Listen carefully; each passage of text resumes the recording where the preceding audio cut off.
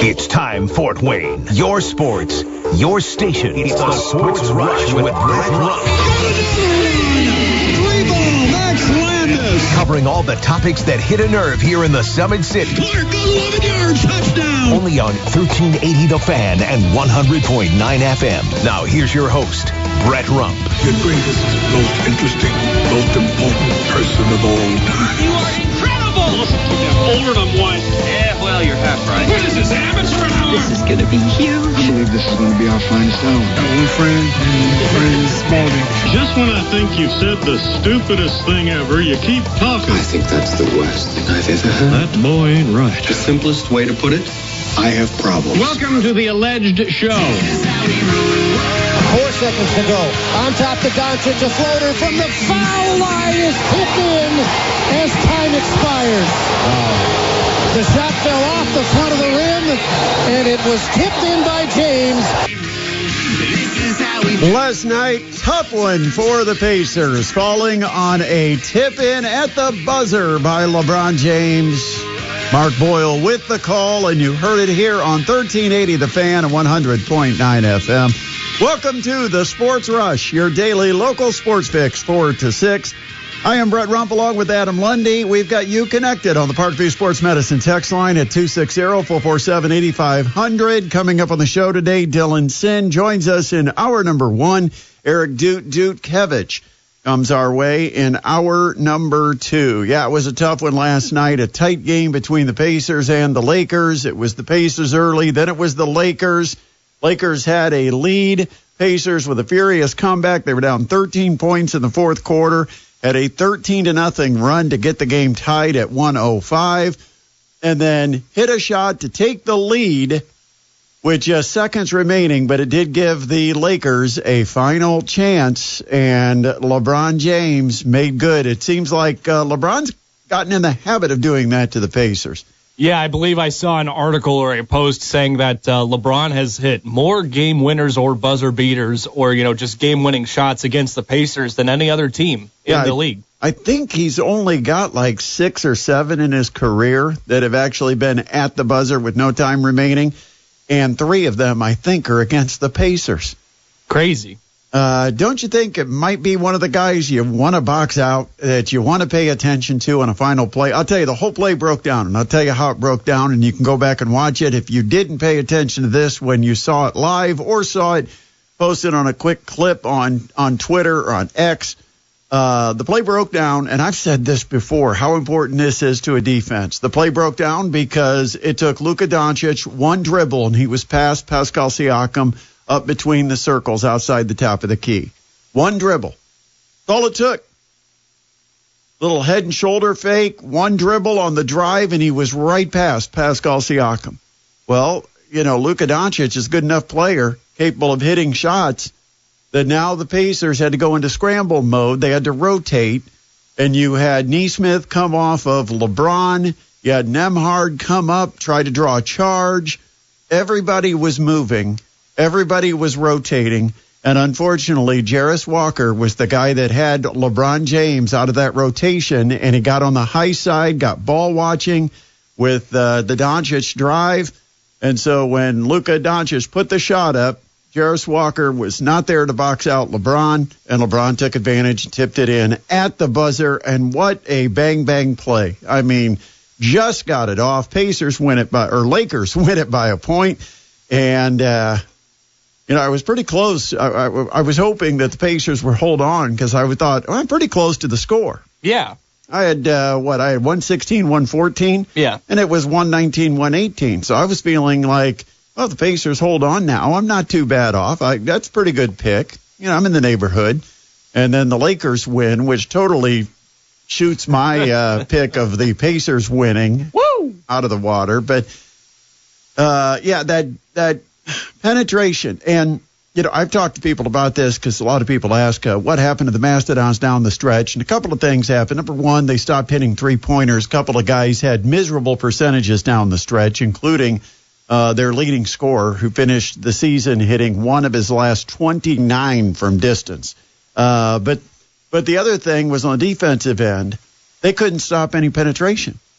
They, Rasheed Bello heck of a defender, but he also is a guy that is so active defensively, with active feet, active hands, that too often he gets into a bad position, overplays a guy thinking that they're going to screen and go right, and then they just leave a wide open path on the left.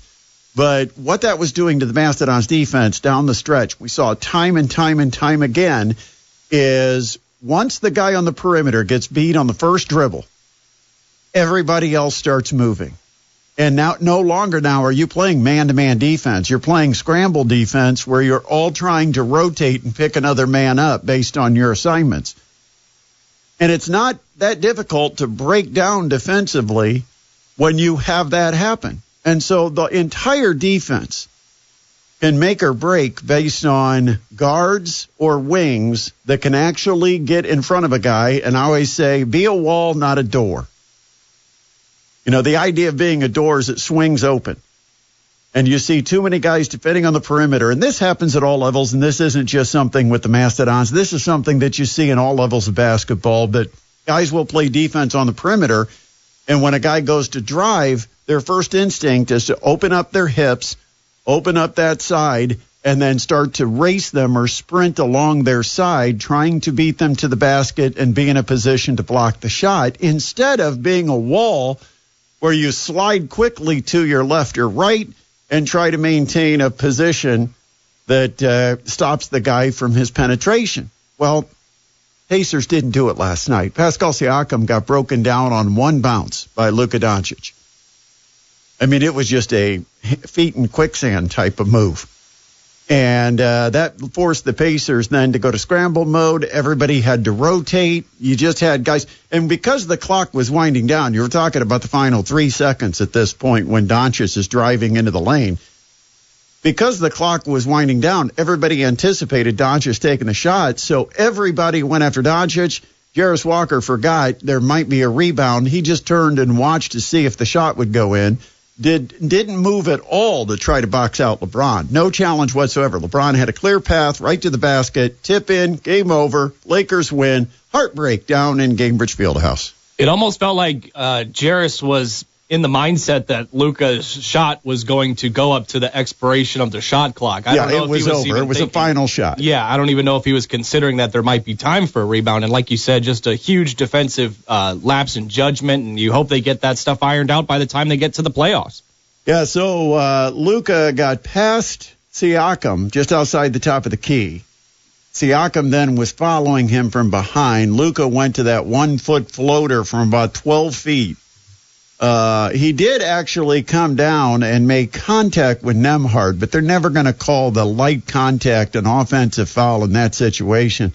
But you had, the important thing was Nesmith had to come into the lane to try to keep Luka from having a clear path for a layup. And that is why Luka went to the 1 foot teardrop, was because he had Nesmith coming over on help defense. The problem, the back end of the rotation, was Jarris having to pick up LeBron, and that didn't work. So, unfortunately, the Pacers lose last night. Heartbreaker.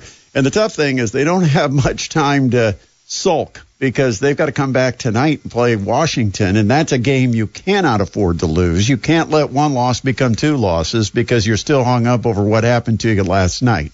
No, you can't. Like you said, you can't just let a bad loss turn into two. That's a classic statement. Pacers were led by 7 players in double figures, but it was not a good shooting night for Tyrese Halliburton, just 1 for 9 from behind the three-point line. Pacers had a heck of a fourth quarter comeback, but you know, the problem is you give LeBron an opportunity. You know, it's one of those things where you almost feel like you've got to have a 4-point lead on a final possession, because you just got to take LeBron out of the equation. And they didn't do it. And so in some ways you could say, well, the fact that they didn't build a 3 or 4 point lead also cost them. Yeah, probably, because they fought their way back at a 13-point run, but then it played out pretty even for the rest of the game.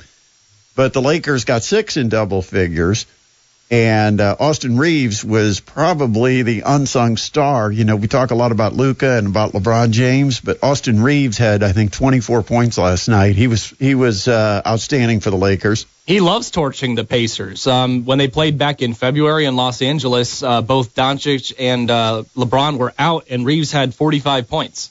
And, of course, Doncic did his part. Yeah, although I think both of them were out that last game in February. Doncic scored 34 points last night. Last night, I'm talking about last night doing his part. Yes, he did. Yeah. Looked all the party of what they traded for. Reeves had 24, and they were an important 24, but Doncic also had a pretty good game with 34 points of his own. Miles Turner last night, 16 points, 12 rebounds. Wait, what? There we go. 12 rebounds? Is that a typo? Did I get that right? Miles Turner, 16 points, 12 rebounds. You got it right. Double for Big Miles. You know that I am one of the biggest Miles Turner fans that you find in Indiana. You are when he has a double-double on the stat sheet. Yeah, but he's actually working hard and going for the rebounds. Yeah. And that's the thing. We've gone how many years, and Miles has not proven himself to be a consistent rebounder, and yet he's got to, with this lineup, he's got to be a rebounder. Right, because who else is going to? If he can do 10 to 12 rebounds every night, I'm fine with Miles. Yeah, sometimes you just see those, 3-4 rebound games, and you're like, what's going on, Miles? 36 minutes, 3 rebounds. Yeah. I'm like, come on. You could just stand there and grab a ball and get 4. But anyway, tough night for the Pacers. Baseball opening day today. It's back to the ballparks. Baseball officially starting. I know there's already a couple of official games on record, but those weren't played here in the United States, so they don't count. Those don't count. Even if the Cubs were playing. The Cubs would really like it not to count. They would love it if those games didn't count. They were swept, yes. Yeah, but no, it's opening day, and right now you've got the Yankees and the Brewers. I miss the days when the Cincinnati Reds had the traditional opener. They got things started right at 1 o'clock on opening day. They had the special parade in Cincinnati, and I'm not sure how the Reds got that honor of starting the season every year, but when I grew up as a kid, that's the way baseball began. It began with a parade in Cincinnati down Pete Rose Way, and I don't know if it was Pete Rose Way back then, but they had the parade and then the ball game, and the Reds always had the traditional Major League Baseball opener. And then Major League Baseball said, no, we can't let you have it because you kind of suck right now. And they were right. The Reds weren't real good. But it's another sellout to TV. I'm sure TV wanted a different lineup than what the Reds opening would have provided. And so the Reds got bumped. And once you take away the tradition, it's not like you just say, okay, we're going to go back to that. Once they took them out of that first spot, then they never got it back. No, they didn't. But I can guarantee that they did still have the parade in Cincinnati, even if they weren't the first game of the day. It's still a huge event in Cincinnati where tradition still rules, but, I just, as a Reds fan growing up, that was one of the traditions of baseball that you always knew. The season started when the Cincinnati Reds took the field, and it was the first pitch at Riverfront at the time. Now, of course, it's Great American Ballpark, but I don't think they've ever played the actual Major League Baseball opener since they've been in Great American Ballpark. I think the traditional opener only happened when they were in Riverfront Stadium, because it's been that long. Yeah, I'm not sure, but there has been a lot of complaints about today's opening day schedule and just the start times of today's games. Just looking at the schedule, there was no games at 1 o'clock, no games at 2 o'clock, 2 games at 3 o'clock, 9 games at 4 o'clock. Well, ESPN's got a lot invested in the Pat McAfee show, and they're not going to bump him up before 2 o'clock. So, 3 o'clock's first game. Yeah, 2 at 3. Pat McAfee's controlling Major League Baseball scheduling now. 9 games at 4. No games at 5, no games at 6, 1 game at 7, and then 2 games at 10 o'clock p.m. at night. So you're telling me that it's now 4 o'clock. There's a lot of games that just got underway. Yeah, that is correct. Pretty much the majority, except for 1 7 o'clock and 2 at 10. So let me just take a quick peek and see if who's already 15 minutes into the season is starting to complain about their team being lousy. It's all 0-0s right now, except for the earlier games, I can tell you right now. Well, what about the Orioles? That's one of the earlier ones. It's an earlier game. Oh, yeah. Everybody else is pretty much batting in the first inning. Yep, everybody that just started at 4:10. And there's a lot of games. That's what I'm saying. Why are they all bunched up at 4 o'clock? Well, one is you've got West Coast games because I see the Braves at the Padres. That's a heck of a game to have as an opener and not be on national TV. Yeah, it's a good game. Braves-Padres is not on national TV. Nah, Brewers-Yankees, my Brewers-Yankees. Of course, the Yankees. Yeah, Yankees. Pirates-Marlins, they got started. Who else? Also, Jack McMullen, best of luck this season as the new Marlins broadcaster, a former Tin Caps broadcaster. Yeah, Guardians are in action against the Royals. It's the top of the first, and they have runners on first and third, no outs. 2 outs, I'm sorry. You got the Angels and the White Sox, and so far so good for White Sox fans. You still haven't fallen behind, and you've runner on third though. Oh yeah, it's top of the first inning too. So you may give up a first inning run, and the season's gone to trash right off the runner on third, 1 out. You might be oodskray, as they say in Pigland. Reds are at home at Great American Ballpark, and they've gotten through the top of the first unscathed, so they come up to bat in the bottom of the first in a 0-0 game. Hey, good friend of the show, Greg Rakestraw's over there at Great American today. Yeah, saw he posted a photo. Rangers and Red Sox, and that's down in Texas. You know, that's the other thing Major League Baseball needs to do. If they're going to start these games in March, because when I was a kid, they started like April 5th or 6th. Now minor league baseball starts April 5th or 6th. In fact, April 4th for the Tin Caps next week. Woo!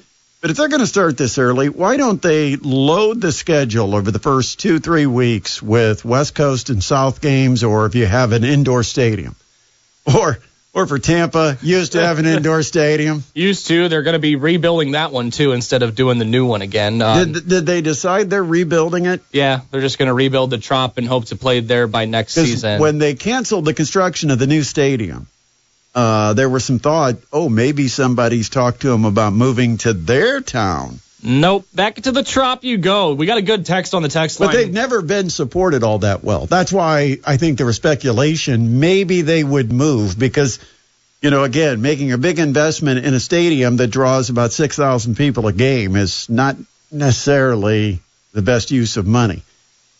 Yeah. But what's the text? Yeah, they said that's because all of the NCAA tournament basketball games tonight is the reason there's no games in the Gap and why they're all starting at 4 o'clock today. They're competing with the Sweet 16. Well, maybe they shouldn't be playing on March 27th. Just a theory there. Maybe they should hold off and wait until all these games are done and everybody could play Saturday afternoon. They could have had the whole calendar the last 2 days. That's the other thing. They could have moved it up. Yeah. Not just late, but they really did. Moved it up and given them a couple of extra off days during the year. Choosing to start it on Sweet 16 Thursday is kind of a interesting decision. Speaking of the Sweet 16, somebody else texted in, Bama, Florida, Duke, Texas Tech. I think it is chalk tonight. Who you got? I'll tell you who I got coming up. I've actually got it on our show sheet, but I got it later in the show, so I'm not going to give it away yet. Stay tuned. Because I got to have something to talk about later.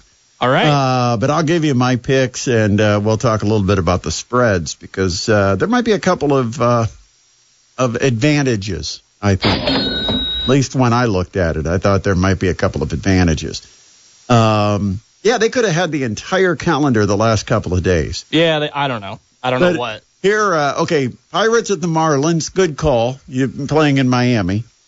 Yankees at home, kind of expected. I guess I won't say too much about that. But why are they playing baseball in Toronto?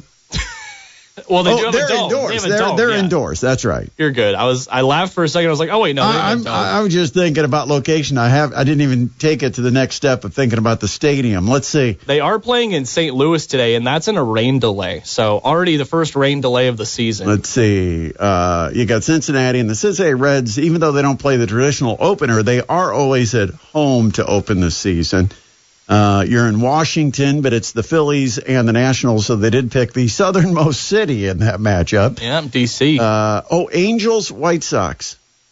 Why? I bet it's a lot nicer weather out in Los Angeles than it is in Chicago. Although Chicago's not bad today. The Midwest, they're getting a break because the Midwest has a nice little warm up. Yeah, although there's supposed to be a bunch of rain this weekend, so a lot of these Midwest teams could be in trouble coming up tomorrow and the rest of the weekend. Well, you said St. Louis is in a rain delay, but the Guardians and Royals in Kansas City, they're playing. Yeah, I don't know. Must be a little bit of difference between St. Louis and Kansas City. Cleveland at Kansas City. You'd expect Kansas City to be a little warmer. Mets are at the Astros. That's a good call. Yeah, Braves are at the Padres, which doesn't matter. You got it's always 75.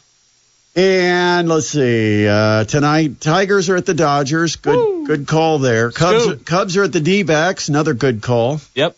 Seattle. And Seattle is hosting. The Mariners, the non-defined city Mariner or Athletics. Yeah, the Athletics. The non-defined city. We're playing in they're playing in Sacramento, right? They are playing. They're not the Sacramento Athletics. They're just the Athletics, but their home games will be in Sacramento, which I would think Sacramento would be better weather than Seattle. I would think so, but home opener at a season opener at a minor league stadium. I don't know. Yeah, it might be too much demand for not enough seating. Yeah. To try to do that. Yeah. 260-447-8500. Time slipping away from us here. We got a lot going on. Hour number one. A lot happening with the Sweet 16. Pacers beaten by LeBron on the buzzer beater. And still coming up, we'll talk to Dylan Sinn about the Purdue Boilermakers matchup against Houston. It all comes up part of hour number one on a Thursday on 1380 The Fan and 100.9 FM. In that Pittsburgh-Miami game, Paul Skeens is doing something that he has not done before, and that's experience opening day in Major League Baseball. Of course, he got called up to the Pirates, what was it, mid to late May last year? But he is pitching today for Pittsburgh, and in the bottom of the first against the Miami Marlins, he struck out the first two batters he faced, and then I don't know what the third batter did. He did not strike out, but it was a 1-2-3 inning in the bottom of the first for Paul Skeens. He might just throw a no-hitter against that Miami lineup. We'll see. We'll follow along with what Skeens is up to. He won't, because there's no way Skeens is going to go 9 innings. They never let him go. They'll go 5. I mean, when you're throwing the ball 102, whatever it is, I mean, that's a lot of strain on the arm. And so they're cautious with him, but especially early season too. Yeah, I would guess he goes 4 or 5 innings today. But but so far so good. Striking out the first batter, striking out the second batter, and getting the third batter out. 1-2-3 down go the Marlins, scoreless down in Miami after 1. The Reds are up 1-0 on the Giants now after 1 inning. They got a Candelario single to right that scored Ellie De La Cruz. Hey, Ellie. Isn't he one of the players on the MLB The Show? Yeah, I believe he's on the cover of the video game. Yeah. And and so no jinx there. Nope, not at all. Scoring the first run of the season for my Cincinnati Reds. Now they will be my Cincinnati Reds until they until they're garbage. Until they fall to about 3rd or 4th place. Then I will put them up for adoption. And I'll be a fan again when they're 0-0 next spring. Love it. Yeah. I love it. Yeah. 260-447-8500. The Parkview Sports Medicine text line, 260-447-8500. Questions, comments, or suggestions. All right, little trivia for you, Adam. What happened on this date 35 years ago? I'll just tell you this. It involves the NBA, which is kind of your thing. I'd have to assume it's something... playoffs? No, it's not playoff time. Something 35 years ago. I'm trying to think when that would be. It would be 1990. What happened in 1990 in the NBA? Well, I think I better tell you because we only have so much time for the show. Something involving Larry Bird. Larry Bird, yeah, because you got it on your show sheet. Good call, buddy. It's Larry Bird deciding he was just a little bored with a game he had to play against Portland, and Portland wasn't all that good. They had a game coming up, I believe, against the Lakers. They were on the West Coast, and, of course, Larry, playing for Boston, decided that they were so good that he would just have some fun and play the entire game against Portland left-handed. Yeah. And he scored like 45 points doing it. I remember hearing about that, the left-handed game, so that's legendary. Yep. played the game exclusively with his left hand and had a huge game. Celtics ended up beating Portland, and after the game, he was asked about why he only used his left hand, and he said, "I was saving my right for the Lakers." So our very first case of load management was Larry Bird resting the right hand and making the left hand do all the work because they had a game coming up against the Lakers. 260-447-8500, 260-447-8500. So the former Mastodons that are in the portal, a couple of them have found new homes already, and one of them, 6'9" big man, Eric Mulder, an Iowa native. He basically saw an opportunity to get back home, and I think the two schools that he really had interest in, according to what I've heard, and I've heard nothing official, first of all. I've not talked to anybody in the program, nobody that coaches in the program. I'm just watching Twitter and seeing what people are reporting, but according to what I believe to be somewhat truthful and reliable, is that Mulder was looking for a place closer to home. His parents haven't gotten to many games that he's played here with the Mastodons, and he sought out Iowa State and Drake, two places that obviously were going to be looking for players, and he got officially offered by Iowa State to become a Cyclone, and so Eric Mulder is officially going to Iowa State in Ames, Iowa, which is just a quick hop, skip, and a jump from his hometown.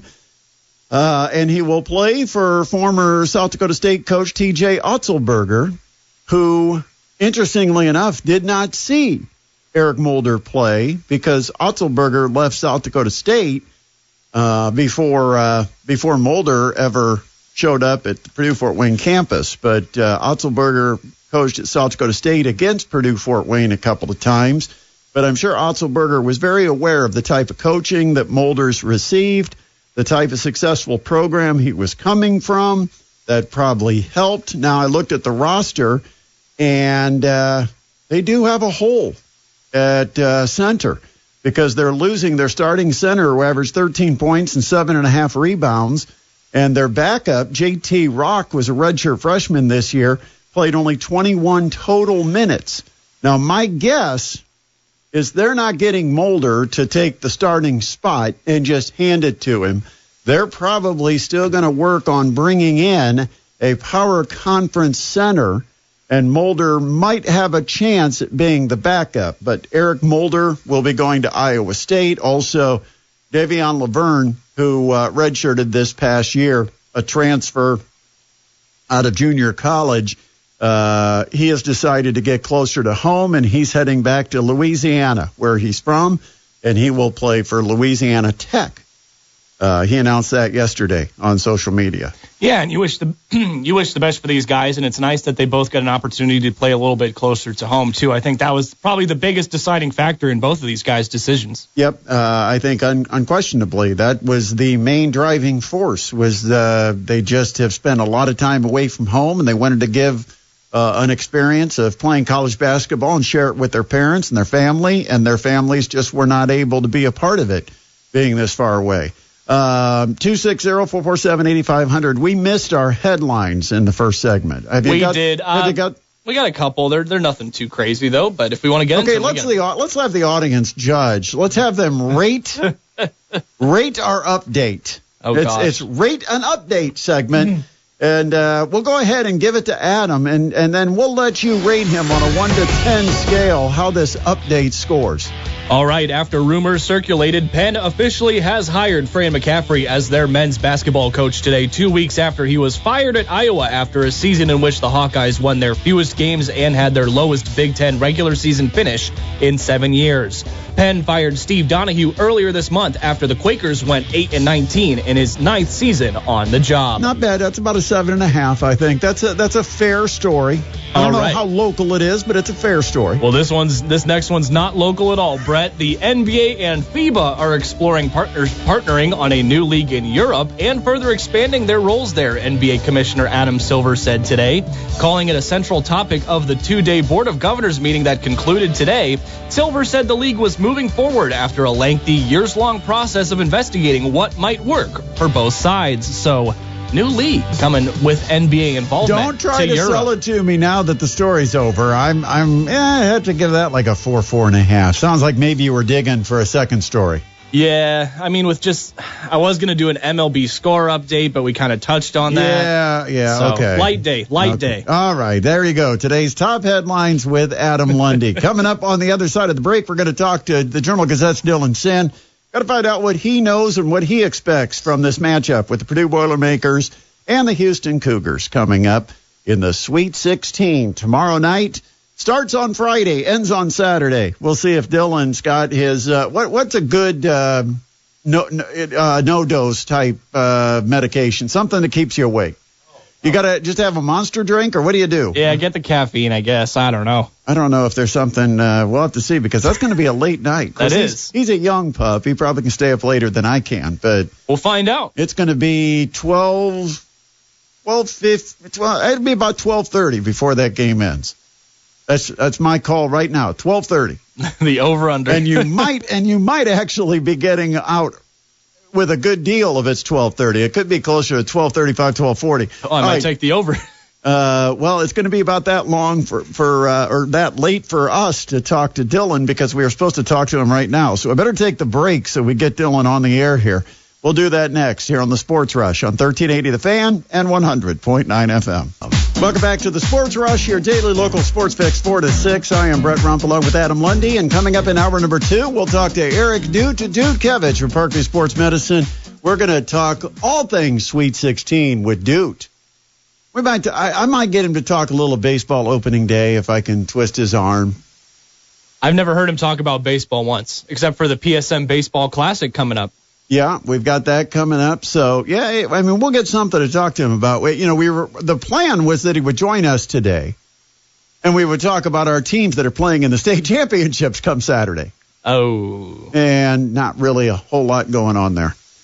Manchester, our adopted team, is playing in the Class 2A championship. Let's go Manchester. All right, so joining us now is Dylan Sinn from the Journal Gazette. He's going to be covering the Purdue Boilermakers in their quest to get to the Elite Eight for a third consecutive season, as they'll take on the Houston Cougars down at Cambridge, Lucas Oil Stadium. And Dylan, first thing is Purdue gets through for opening weekend once again.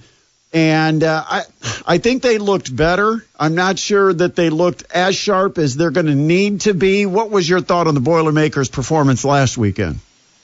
Yeah, I think I agree with you. They rebounded the way they needed to, which was something that hadn't happened enough this season. They rebounded very well against Illinois at the end of the year, and then had two of their best rebounding games of the year against High Point and McNeese. So that's what they're going to need to do against Houston. Because if you give up offensive rebounds to that team, you're going to be in big trouble. So they need to be that good on the glass. They need to avoid turnovers, which they kind of struggled with toward the end of the McNeese game, but it's hard to tell because the game was out of hand. So if they were just kind of coasting, or was it an actual problem, we'll have to see. But that's where I kind of come down. Is they played very well, and they're going to have to play even better against Houston. Is Purdue a physical enough team to match up with Houston? I think they are. I think especially Trey Kaufman-Renn, who is one of the more physical players in the country. I think it's going to be really interesting to see him match up against a team that considers itself one of the toughest teams in the country and plays that way. So I'm fascinated. I think that Braden Smith is going to need to be very, very tough in this game, because they're going to send everything they can at him. And I think he's capable of doing it, but we have to see it on the biggest stage right now. It's going to be a fascinating matchup. I would be a little concerned if I'm a Purdue fan or, a Purdue coach even, with the fact that Braden Smith has been a little turnover prone at times this year. In fact, it's a problem that's been through the Purdue program for a couple of years, that they can get sloppy with the ball. 8 turnovers, I believe, in the last game for Braden Smith. You can't do that against Houston. They'll get blown out of the gym. So what are the concerns with Braden Smith's turnovers? What's causing it? Has Matt Painter spoken on it? What are you hearing? I think it goes back to something that Matt Painter says a lot, which is you just have to be solid with the ball, right? You just need to make the next pass and make the next pass. There are rules to what Purdue wants to do. There are places they want to try to get the ball. And Braden Smith's job is to get the ball into those places, into the middle of the floor, and so they can fan out and get three-pointers or get to the rim. And generally speaking, he's very, very good at that. Against McNeese, he struggled with a little bit. So it's one of those things where he just needs to be solid. And of course, that's easier said than done against a Houston team that likes to blitz ball screens. He's going to send two guys at him. But it really does come down to a basketball coach's favorite cliche: be solid with the basketball, make the right pass, and everything else will take care of itself. That's kind of the way Purdue is looking at this game. We have to be solid 1 through 5, Braden Smith being the head of the snake, and make sure you make the right play. I think that's what it's going to come down to against one of the best defensive teams in all of college basketball. Dylan, you put more time probably into prepping this than I have, but one of my thoughts with a team like Houston that likes to play you physical, they like to pressure the ball, is you might have a chance to do some things to create three-point looks. How important is that? Do you think that could play into this game?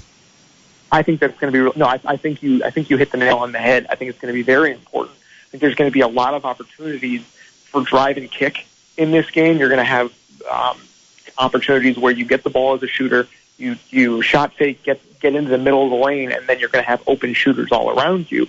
And I think that's going to be where a lot of Purdue's offense comes from, because Houston is so aggressive on the perimeter that they're going to overplay it sometimes. I think Purdue, again, goes back to being solid. If you can be solid, shot fake, take care of the ball, get to the middle of the lane, then you have options. And that's what Purdue's offense is built around, is creating those options and creating those shooters that can take advantage of those options. And so I think that's what's going to be key in this game, is making, again, solid plays. That's all it is. You were down in Indianapolis today, and I'm just curious, what did you see as far as the court, the sight lines? Were you able to do any investigative work where you kind of look to see? Because sometimes there's funky sight lines, like on the wing, you might be looking right into a big corner scoreboard. I was trying to figure it out from some of the photos I saw, but what did you see actually being there? Well, it is interesting. I saw the team was shooting around a little bit, and there's from at the top of the key on one end of the floor. If you're shooting from the top of the key, there's just this big expanse of open space on the other side, and it's pretty clear. It's a little bit tough to shoot from there. Fletcher Lawyer, Braden Smith, Miles Colvin all missed three-pointers short and to the right all in a row in about a 30-second span during warm-ups.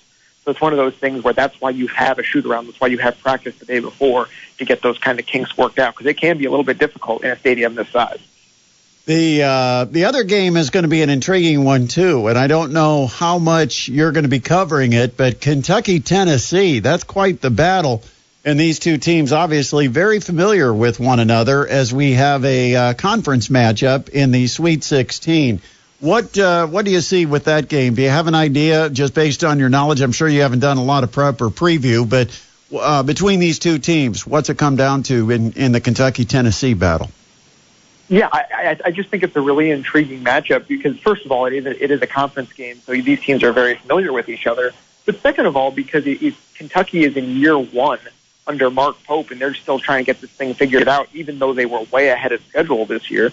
Meanwhile, Tennessee under Rick Barnes has been doing this. They've been deep into the tournament for several years in a row now, and they know how to play. The Kai Ziegler is one of the best point guards in the country. So seeing whether Rick Barnes can get over the hump and get back to an Elite Eight, or whether Mark Pope is going to get there in his first season at Kentucky is a really intriguing question to me. I think that game is going to be kind of a knockdown drag-out. It should be a lot of fun. Of course, you covered the Indiana Hoosiers this year. Mike Woodson replaced. Darren DeVries is now the coach.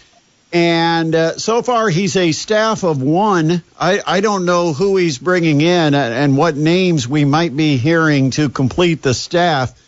Usually, there's a guy or two that will come with him. What are you hearing, Dylan?